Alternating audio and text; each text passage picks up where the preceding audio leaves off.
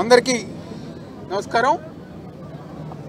ఈరోజు ఎన్టీఆర్ జిల్లా వైఎస్ఆర్ కాంగ్రెస్ పార్టీ ఆధ్వర్యంలో ఏదైతే నిన్న కాశీబుగ్గ వెంకటేశ్వర స్వామి వారి దేవాలయంలో ప్రభుత్వ నిర్లక్ష్యం కారణంగా కూటమి ప్రభుత్వం అధికారంలోకి వచ్చిన తర్వాత నుంచి గల అటు తిరుమలలో కానివ్వండి, సింహాచలం అప్పన్న స్వామి దేవాలయంలో కానివ్వండి, నిన్న వెంకటేశ్వర స్వామి దేవాలయంలో కానివ్వండి, దర్శనానికి వచ్చే ప్రజలు ప్రాణాలకి రక్షణ లేకుండా దేవుని చూడాలా లేదా దేవుడి దగ్గరికి వెళ్ళాలా అని చెప్పనే విధంగా ఈరోజు కూటమి ప్రభుత్వం పరిపాలన చేస్తుంది। ఈరోజు చనిపోయిన ఆ మృతులకి వాళ్ళ కుటుంబ సభ్యులకి మా ఒక సానుభూతిని తెలియజేసే కార్యక్రమం ఈరోజు వైఎస్ఆర్ కాంగ్రెస్ పార్టీ తరఫున ఈరోజు మేము చేస్తడం జరుగుతుంది। కొవ్వొత్తులు ప్రదర్శించి వాళ్ళ చనిపోయిన వాళ్ళ ఒక ఆత్మశాంతి చేకూరాలని చెప్పని మేమందరం గారు మనస్ఫూర్తిగా కోరుకుంటున్నాం। ఏదైతే కూటమి ప్రభుత్వంలో 2014 నుంచి 19 మధ్యలో ఈ రాష్ట్రంలో దేవాలయాలన్నీ గారు కూల్చేశారు।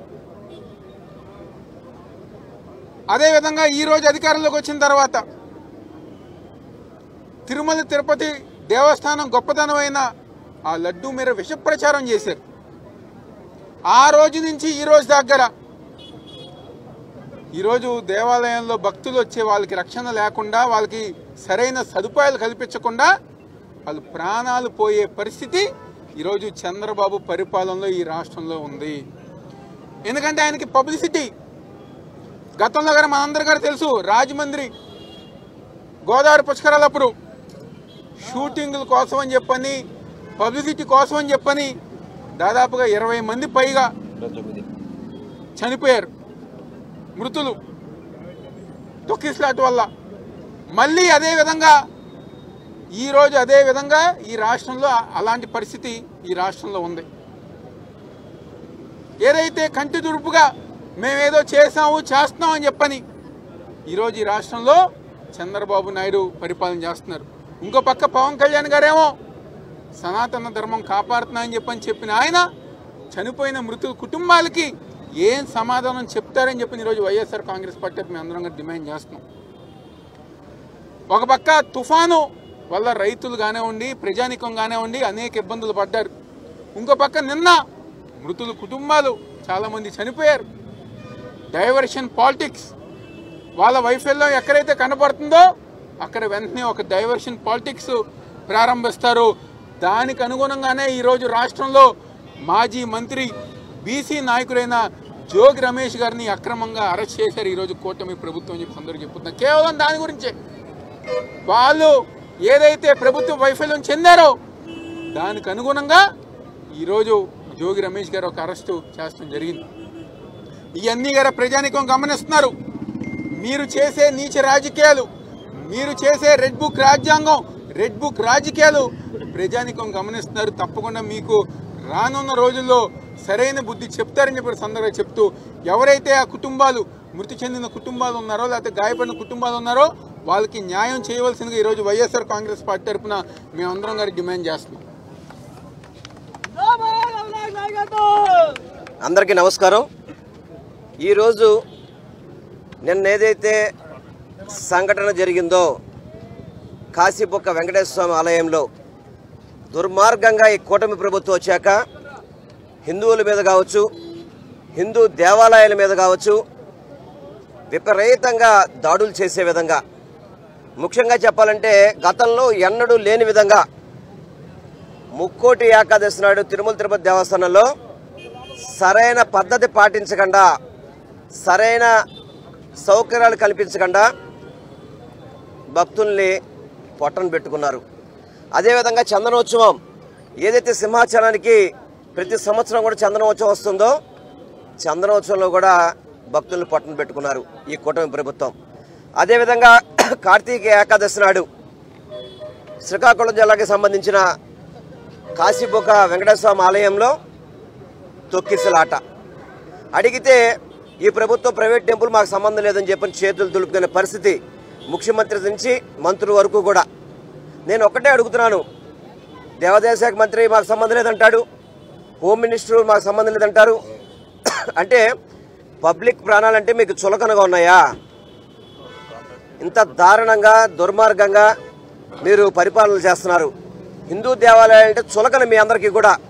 గతంలో తిరుపతి లడ్డూలో జరగని కల్తీ కోసం అని చెప్పని గౌరవ డిప్యూటీ సీఎం గారు పశ్చాత్తాప దీక్ష అని సనాతన ధర్మం అని చెప్పని తిరుపతిలో తెగ ఊగిపోయారు.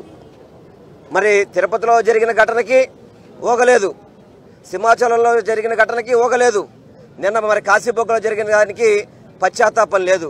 అంటే వాళ్ళు చేస్తే మాత్రం తప్పు చేస్తే పశ్చాత్తాపం చేయరు, జరగని తప్పు కోసం అని చెప్పని పశ్చాత్తాప దీక్ష అని చెప్పని వీళ్ళు ముసలి కన్నీరు కారుస్తున్నారు. శ్రీకాకుళంలో చూసుకుంటే కనుక తాబేళ్లు, నక్షత్ర తాబేళ్లు, ఎక్కడ చూసినా హిందూ దేవాలయాల్లో అపచారాలే. చెప్పులేసుకుని వెంకటేశ్వర గుడికి వెళ్ళడం కానివ్వండి, ప్రతి ఒక్కటి కూడా యథా రాజా తాజా ప్రజా అన్నట్టుగా కనబడుతుంది పరిస్థితి. ఎందుకంటే ఎప్పుడు కూడా తిరుమల తిరుపతి దేవస్థానంలో చెప్పులేసుకొని మహాద్వారం దాకా వెళ్ళిన పరిస్థితి లేదు. కానీ ఈ కూటమి ప్రభుత్వంలో అది సాధ్యమైంది. ఇవన్నీ కూడా హిందూ ధర్మాన్ని అవమానించే విధంగా, హిందువుల్ని అవమానించే విధంగా, హిందూ దేవతలకి అపచారం చేసే విధంగా ఈ కూటమి ప్రభుత్వం పనిచేస్తుంది. కాబట్టి ఈ కూటమి ప్రభుత్వానికి ఒక్కరోజు కూడా ఈ ఆంధ్ర రాష్ట్రాన్ని పరిపాలించే అర్హత లేదు. అదేవిధంగా ఈరోజు చనిపోయిన 9 మందికి కూడా 25 లక్షలు నష్టపరిహారం ఇవ్వాలని చెప్తే 15 లక్షల నష్టపరిహారం వచ్చేసి లోకేష్ గారు చేతులు దులిపేసుకున్నారు. నిన్న ఆయన మాట్లాడుతున్నాడు లోకేష్ గారు అక్కడికి వెళ్ళి, ఇది ప్రైవేట్ దేవాలయం, దీనికి పొద్దున 6 గంటల నుంచి 12 గంటల వరకే ఉంటుంది అని చెప్పని. మరి పోలీసు భద్రత ఎందుకు కల్పించలేదండి? అక్కడ మీరు 2 కానిస్టేబుల్తో భద్రత కల్పిస్తారా?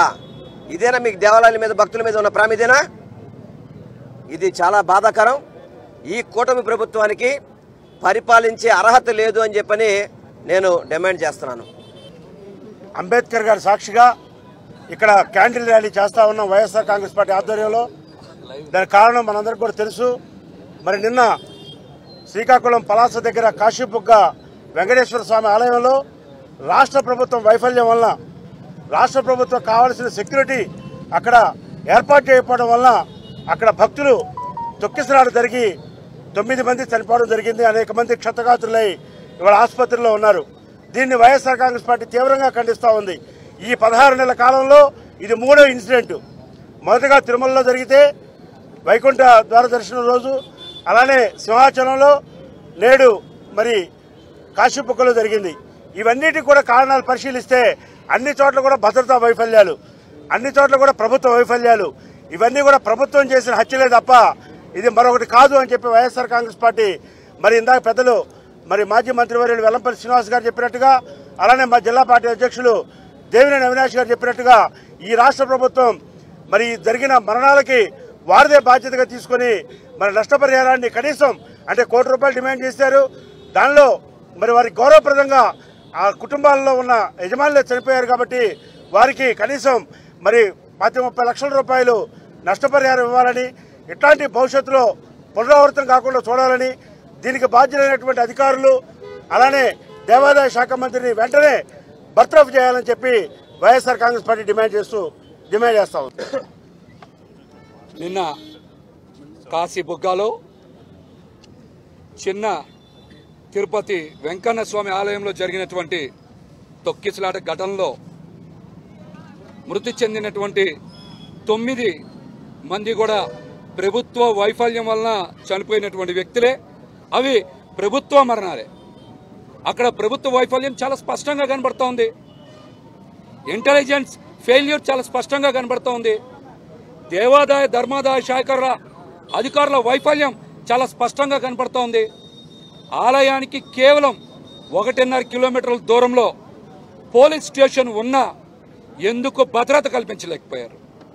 ఎందుకు మీరు నిర్లక్ష్య ధోరణి ప్రదర్శించారని మేము కూటమి ప్రభుత్వాన్ని సూటిగా ప్రశ్నిస్తూ ఉంటే, వాళ్ళు ఇది ప్రైవేటు దేవాలయమని, మా పరిధిలోకి రాదని, భక్తుల ప్రాణాలు పోయినా మాకు సంబంధం లేదని నిర్లక్ష్యంగా నిస్సిగ్గుగా పాలన చేతకాని దద్దమ్మలాగా నిన్న మాట్లాడిన తీరు చూసి రాష్ట్ర ప్రజలందరూ కూడా విస్మయం వ్యక్తం చేస్తూ ఉన్నాం. ఈ రాష్ట్రంలో భక్తుల భద్రత కల్పించాల్సినటువంటి బాధ్యత ఈ రాష్ట్ర ప్రభుత్వం మీద లేదా? దేవాదాయ ధర్మాదాయ శాఖ అధికారుల మీద లేదా? హోంశాఖ మంత్రి అనిత గారి మీద లేదా? మీరింత నిస్సిగ్గుగా నిర్లక్ష్యంగా ఏ విధంగా మాట్లాడతారని మిమ్మల్ని షూట్గా ప్రశ్నిస్తూ ఉన్నాం. ఎప్పుడైతే కూటమి ప్రభుత్వం అధికారంలోకి వచ్చి తిరుపతి వెంకన్న ఆలయ ప్రతిష్ట దెబ్బతీసేలాగా లడ్డూ ప్రసాదంలో కల్తీ నెయ్యని మా వైఎస్ఆర్ కాంగ్రెస్ పార్టీ మీద బురద జల్లే ప్రయత్నం చంద్రబాబు నాయుడు గారు చేశారు. రాజకీయ దుష్ప్రచారానికి తిరుపతిని వాడుకున్న తర్వాతనే వెంకన్న స్వామికి కోపం వచ్చింది. అందుకని మీరు చూడండి, వరుసగా జరుగుతున్న ఘటనలన్నీ కూడా యాదృచ్ఛికం కాదు, అవన్నీ కూడా దైవానికి కోపం రాబట్టే వరుసగా ఘటనలు జరుగుతూ ఉన్నాయి. అన్ని ఘటనలు కూడా వెంకన్న స్వామి ఆలయాల్లోనే జరుగుతూ ఉన్నాయి. దీనికి కారణం చంద్రబాబు నాయుడు గారు చేసిన పాపం. దానికి ఈ రోజున ప్రజల ప్రాణాలు పోతూ ఉన్నాయి. దీనికి ప్రాయశ్చిత్తం చేయాల్సినటువంటి బాధ్యత రాష్ట్రంలో ఉండేటువంటి పురోహితుల మీద, అర్చక స్వాముల మీద ఉంది. పాపమేమో చంద్రబాబు నాయుడు గారు చేశారు, శిక్షేమో భక్తులకు పడతా ఉంది. పాపమేమో పవన్ కళ్యాణ్ గారు చేశారు, శిక్షేమో భక్తులకు పడతా ఉంది. అమ్మవారి ఆలయానికి లక్షల మంది వచ్చారు దసరాకి, ఒక్క ఘటన జరిగిందా? నెల్లూరు రొట్టెల పండగకు వస్తే లక్షల మంది వచ్చారు, ఒక్క ఘటన జరిగిందా? ఎప్పుడైతే కల్తీ లడ్డూ మీద ప్రకటన జారీ చేశారో ఆ రోజే తిరుమలలో మరి తొక్కిసలాట జరిగి 6 చనిపోయారు. సిట్టయ్యంగానే సింహాచలంలో గోడ కూలి 7 చనిపోయారు. అక్రమంగా సుబ్బారెడ్డి గారిని ఇరికించాలని బురద జల్లి విష ప్రచారం చేయాలనుకున్నారో నిన్న కాశీబొగ్గ ఘటన జరిగింది. ఇవన్నీ కూడా యాదృచ్ఛికం కాదు, దైవ ఆగ్రహమే అని కూడా మేము ఈ సందర్భంగా తెలియజేస్తూ ఉన్నాం.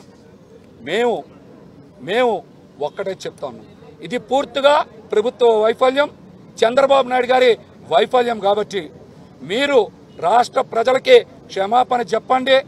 తక్షణమే ఆ ఘటనకు బాధ్యులైనటువంటి స్థానిక పోలీస్ అధికారుల్ని, దేవాదాయ ధర్మాదాయ శాఖ అధికారుల్ని సస్పెండ్ చేయాలి.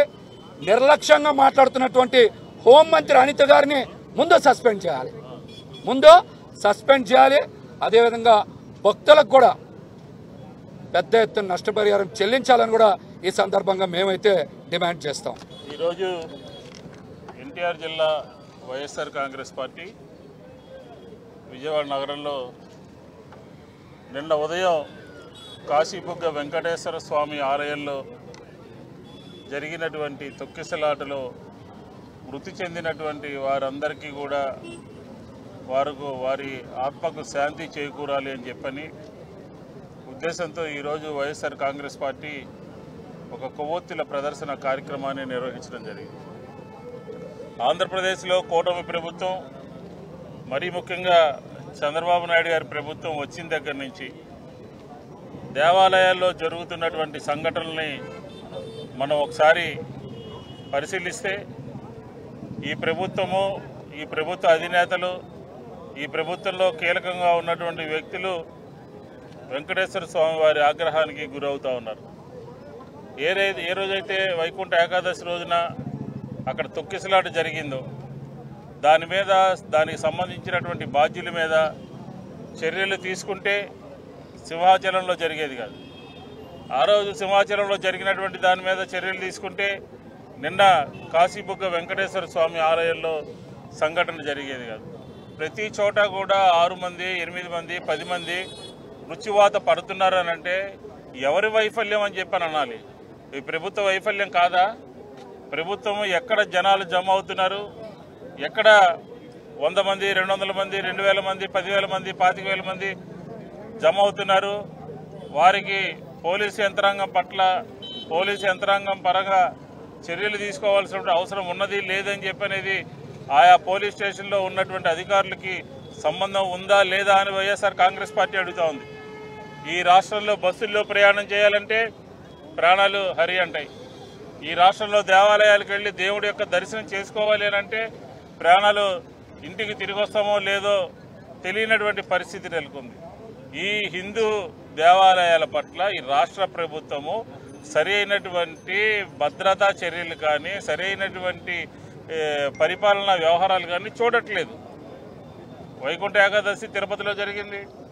కాశీనాయని క్షేత్రంలో షెడ్లు ప్రభుత్వంలో ఉన్నటువంటి అధికారులే అన్నదాన సత్రాలని కొట్టేశారు. శ్రీకూర్మంలో తాబేళ్లు చనిపోయినాయి. అలాగే నిన్న శ్రీకాకుళంలో జరిగింది, సింహాచలంలో జరిగింది. అలాగే చిన్న తిరుపతిలో 2 ఆవు దూడ 2 కూడా చనిపోయినాయి అని అంటే ఈ రాష్ట్ర ప్రభుత్వము ఆ ప్రభుత్వ ఆధీనంలో ఉన్నటువంటి దేవాదాయ శాఖకు సంబంధించినటువంటి అధికారుల యొక్క నిర్లక్ష్యం కొట్టొచ్చినట్టు కనపడుతుంది కదా. అంటే ఈ తెలుగుదేశానికి సంబంధించినటువంటి కూటమికి సంబంధించినటువంటి నాయకులకి దీని మీద శ్రద్ధ లేదు, దీని మీద భక్తి లేదు. అందుకనే తెలుగుదేశం నాయకులు భగవద్గీతను కూడా అవమానించే విధంగా భగవద్గీత ఇతర గ్రంథాలని తేలిగ్గా తీసుకుని మాట్లాడుతున్నారనంటే రాష్ట్ర ప్రభుత్వము నేను ఎక్కడో చూసాము. మనం ఇంకా ప్రతిపక్షంలో ఉన్నాము, ఎప్పుడు అధికార పక్షంలోనే అని చెప్తున్నారు. ఏ రకంగా మీరు ఆ రకమైనటువంటి కలలు కంటా ఉన్నారు? అన్ని రంగాల్లోనూ విఫలమైపోయారు కదా.